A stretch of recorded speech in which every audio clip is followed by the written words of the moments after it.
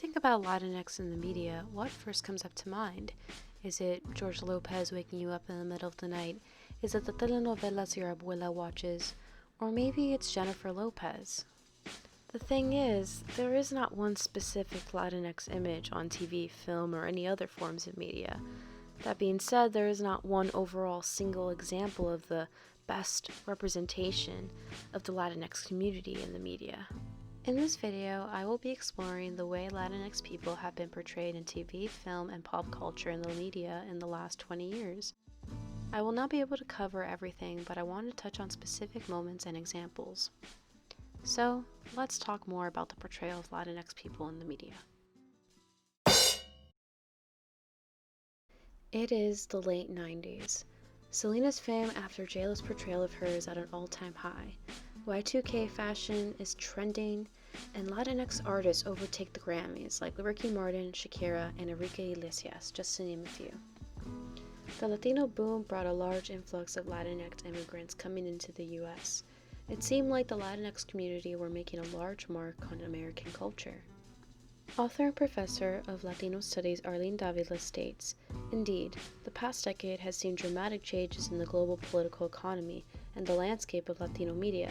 There has been an unparalleled level of media consolidations and major new media ventures for Latinos, as everyone seems to want a piece of the Latino media market. Not surprisingly, these developments have accompanied by a rise in anti-immigration discourse and anti-Latino sentiment, a situation that reminds us of the limits of equating visibility with political empowerment." And while there have been great moments for Latinx media, like the Selena movie, In the Heights of Broadway musical, and Latin artists from Ricky Martin to Bad Bunny, the fame hasn't always been consistent. Latinx people are actually one of the largest consumers of media in America. Paul Dergarabedian, senior analyst for Comscore, states, "The Latino audience is really passionate about going to the movies. Hispanic audiences represent one of the most important segments of the potential movie-going population, and given their tremendous clout, can power movies to solid box office returns." Although we can see Latinx people on screen, can Latinx people see themselves?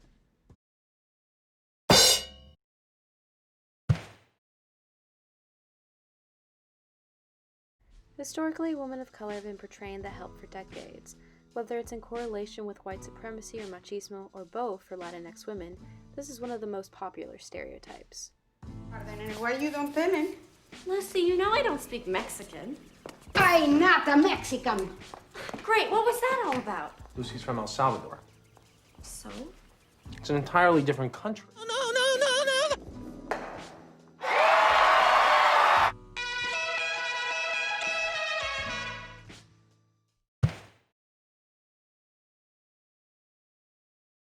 There are many examples of Latinx people portrayed as criminals on television, especially shows like Criminal Minds, Law & Order SVU, and any other police detective show. There is this misconception that the Latinx community brings crime into America, which is often perpetuated on screen. Take me to the bus.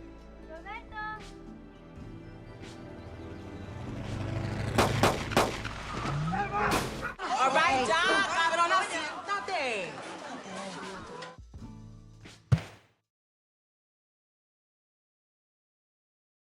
Ironically, Latinx people are also portrayed as officers or law enforcement often.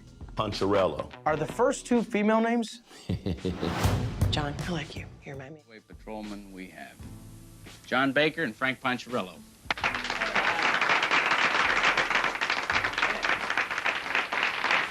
Hello, Greg.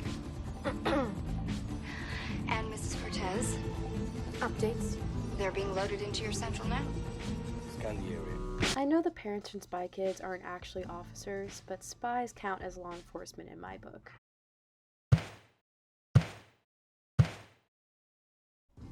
We can't forget the hot, exotic Latinx person, usually used for comic relief as side characters from the main plot or main characters. Ah, look at you two, standing up to the big, scary bully that loves you and protects you and wants you to be safe in this world. You're just tiny little men to me right now, and you need to leave this house and come back with more respect! Escucha, soy de Lima Heights, Jason, y yo tengo orgullo. ¿Sabes lo que pasa en Lima Heights, Jason? Cosas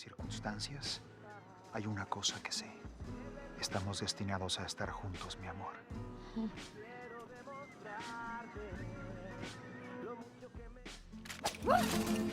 Venga conmigo, señorita. Le enseñaré las maravillas de la galaxia y juntos, con nuestro amor, venceremos al mal.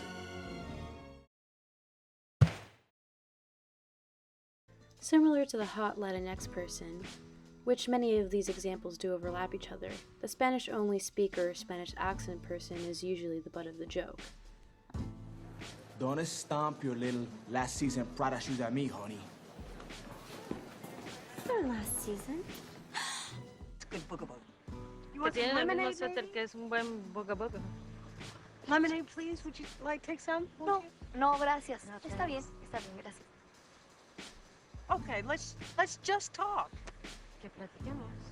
Well, I have 2 children, and my husband is a chef, a top chef. Makes me something. Anyway, he works nights. So... Do you work? Yes. No, not right now. Why? Well, how do you know to ask that? Well, it's okay. I mean, I can talk about it. Now, ye augur, pray for mercy from Puss in Woods. Sofia Vergara is also one of the prime examples of somebody used as comedic relief for their Spanish accent in Modern Family. Let's look at this interview with Ellen, for example. I mean, literally, you've been on this show for 10 years and your accent has gotten worse. How is that possible? Well, it's a talent, you know. It really I've made is. a commitment with myself that I am going to be Gloria, very thick Latin spoken woman. Thick Latin. Yes, you sure have. It's gotten worse and worse over the years. I can barely understand you. Another added layer to this stereotype is when a white person portrays a Latinx person in media by using an over-exaggerated Spanish accent or other stereotypes when portraying Latinx people. Release their wiggles. Ignacio, they are wrestling in a sacred place. Okay, orphans, listen to me. Listen to Ignacio. I know it is fun to wrestle. A nice pile drive to the face. Punch to the face. But you cannot do it. Because it is in the Bible not to wrestle your neighbor. This episode on Glee is another prime example of white people portraying Latinx people as mariachi, sombreros, la cucaracha. It's a very tired stereotype at this point. La cucaracha, hey, hey, ya no puede caminar porque le falta. In an interview with Ed Morales and Francis Negron, Negron states, although entertainment shapes much of how and what people feel about the world, news still serves as a benchmark for what most consider real and objective. It has a certain authority that in the news Latino inclusion is extremely low and stereotypes remarkably prevalent, and that both frames news and entertainment largely reaffirm each other, then has important consequences. For instance, when viewers see a white criminal in a movie or a show, they see plenty. It's generally perceived as a character, not a reflection of whites as a group. But when audiences see Latinos as criminals, the characters are confirmation of an intrinsic quality of the group as a whole, whether they appear in a movie or in the news. In this regard, my sense is that until we have various different frameworks to think about who Latinos are, change across all mainstream media will continue to be slow. These stereotypes have continuously portrayed Latinx people in the media as one way, and have given the public a misconception that we can fall under one umbrella and fall under one image in the media. However, most of these stereotypes are very harmful to the Latinx community because it portrays us as these one-sided characters.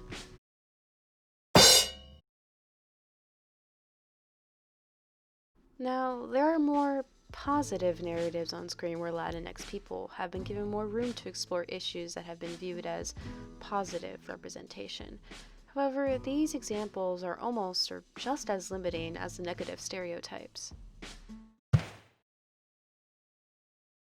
When All My Block premiered on Netflix, it was widely received and highly popular. However, All My Block borders on the negative criminal stereotype and its positive reception. And while All My Block provides an interesting narrative and beloved characters, I can't help to think that they're still perpetuating this narrative that People of color, specifically the Latinx community, come from this low-income neighborhood full of crime and gangs and no way out. Oh, and we can't forget this iconic moment. On pause. And I'm gonna watch and maybe even get in on it. ¡Enough! Están actuando como un grupo de niños. Si alguien dice otra cosa, les voy a pegar en la boca. The Broadway musical In the Heights features a low-income neighborhood without the wide use of crime or drugs as much as On My Block. However, there is still this narrative that people want to get out of el barrio, get out of the neighborhood, find a way out with money. You'll never see me again. Damn, we only joking. Stay broke then. I'll be downtown. I'll get a nice studio. I'll get out of the barrio. For real though, imagine how it would feel going real slow down the highway of life with no regrets. And no breaking your neck for respect or a paycheck. For real though, we take this crazy. So, why all the secrecy? What kind of music festival is this? Is it like a rave and underground warehouse death metal battle of the bands? Yep. I'm totally bringing you to the 7 levels of hell. A sound experience that will explode your eardrums. I'm kidding. Look.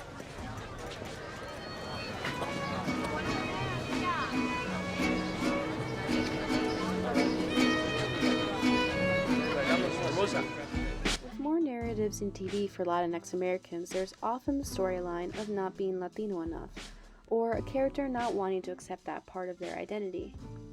In the freeform show The Fosters, Mariana Adams Foster, foster kid, deals with her struggling identity as a Latina who cannot speak Spanish or knows nothing about her culture. Mariana. Hey. Hey. What's going on? Are you okay? No, I'm not. Why did you bring me here? Is it because I'm not Latin enough? Is it because I dyed my hair? Why? No, I brought you here because I love it. I wanted to share it with you. Oh, because I'm Mexican? If I was Korean, would you take me to Koreatown? If I wanted good barbecue, yeah. Okay, I don't get it. Are you offended that I brought you to a festival that actually celebrates your culture? I mean, it's not like I made you wear a sombrero and do tequila shots. Well, sorry, this isn't my culture. Didn't you show me a picture of your quinceañera? That was just a party. Look, I grew up with Steph and Lena. I didn't eat churros or dance flamenco. Flamenco's not Mexican. Don't do that. See, this is what I mean. This isn't me. I don't have any connection to any of this. I don't feel anything. Well, you clearly feel something. Why are you yelling at me? Is it about that woman? Who was that?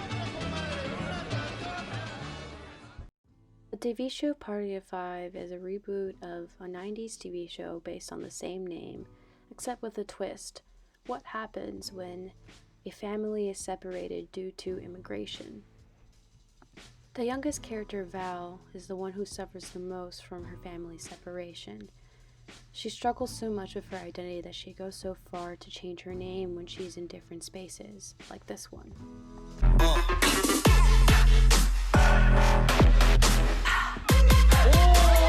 Oh, yeah, Amanda. Way to go. Way to bring it home. Go, Amanda. Go, Amanda. Go, Amanda. Another key moment is in the film Selena, where Selena's father, Abraham, speaks on the struggles of being Mexican-American and not being American enough or not being Latino enough. Mexican-American, and they don't like Mexican-American. And they can be mean, and they can tear us apart over there. Selena's Spanish is... What about my Spanish? I've been singing in Spanish for 10 years. It's perfect. Singing, yes, but when you speak it a little funny. And down there, you gotta speak perfectly, or the press will eat you up and spit you out alive. I've seen them do it. Overreacting as usual. Dad, the music will speak for itself, Dad. Listen, being Mexican-American is tough. Anglos jump all over you if you don't speak English perfectly. Mexicans jump all over you if you don't speak Spanish perfectly. We gotta be twice as perfect as anybody else. Why are you laughing? What's so funny? Nothing. I'm serious. Our family has been here for centuries, and yet they treat us as if we just swam across the Rio Grande. I mean, we gotta know about John Wayne and Pedro Infante. We gotta know about Frank Sinatra and Agustin Lara. We gotta know about Oprah and Christina. Anglo food is too bland, and yet when we go to Mexico, we get the runs. Now that, to me, is embarrassing. No, Dad! Japanese Americans, Italian Americans, German Americans, their homeland is on the other side of the ocean. Ours is right next door, right over there. And we gotta prove to the Mexicans how Mexican we are, and we gotta prove to the Americans how American we are. We gotta be more Mexican than the Mexicans and more American than the Americans, both at the same time. It's exhausting. And while this may be a popular experience young Latinx Americans experience, why can't we have more Latinx lead characters not struggle with their identity as a Latinx person? Why can't we have Latinx people in Latinx lead character roles just be Latinx without having to question their identity or not feel connected or not look Latin enough? And while most of these examples are not necessarily negative stereotypes, they are portraying that there is this main narrative for the Latinx experience, that most Latinx Americans or Latinx immigrants in this country have a struggle with accepting their identity, which isn't always the case. As a Latinx person myself, when I want to watch a piece of Latinx media, I don't want to go in confronting my identity or watching somebody disregard their own identity. I just want to see a Latinx person on screen be a Latinx person on screen. Furthermore, when I turn on the TV, I don't want to watch mariachi bands or watch Latinx people struggle with the struggles of status, money, or class, or racism, or even exaggerated pieces of Latinx media. Because if I wanted to watch that, I could just turn on the Univision channel and watch a telenovela. Don't get me wrong, yes, I love many of the TV shows and movies I've talked about, some of them being my favorites. However, can we just be Latinx in the media without having to check off boxes of requirements?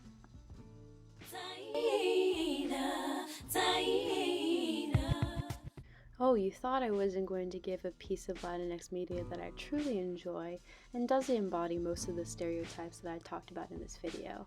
Well, you guessed wrong. Here is Taina. Taina is an early 2000s Nickelodeon show, which is the show that Victorious was based off of. And honestly, Taina did it better.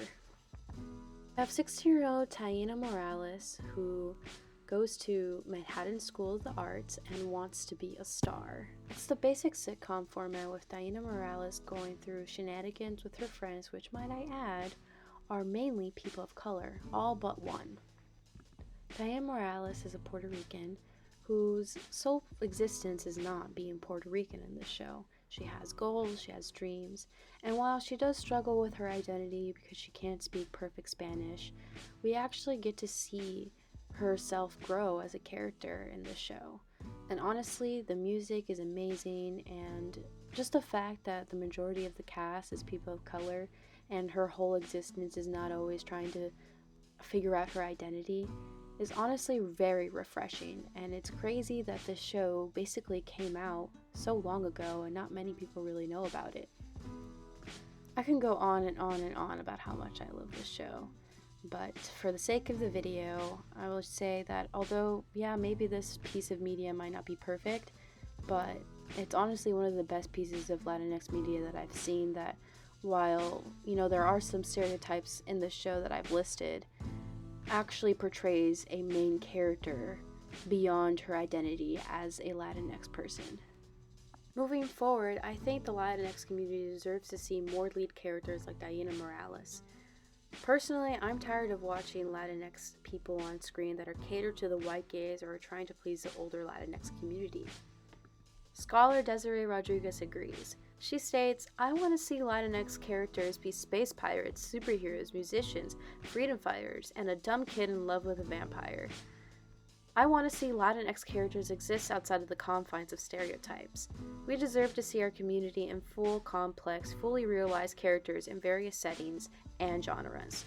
And yes, we do need more Latinx people in the room who are making these decisions, who are writing these characters and bringing them to life, who are not going to bring them on screen in harmful, stereotypical ways. Moving forward, I hope we can find more lead characters like Diana, and a middle ground between these representations that have been going on for so long.